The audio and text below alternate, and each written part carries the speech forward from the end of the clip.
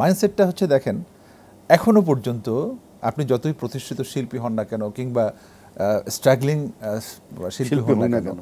যখন আপনি পরিচয় করাতে যাবেন নিজেকে, কিংবা আপনার পরিজন, আপনার আত্মীয় স্বজন, তারা যখন পরিচয় করাতে যাবে যে হ্যাঁ ইনি হচ্ছেন স্বনামধন্য একজন কবি স্টাইলিন, যারা আপনার সম্বন্ধে জানেন না, তারা বলবে আচ্ছা উনি কবিতা লিখে আছে, তারপরে উনি আসলে কি করেন? এই যে প্রফেশনকে খোঁজে, একদম খোঁজে,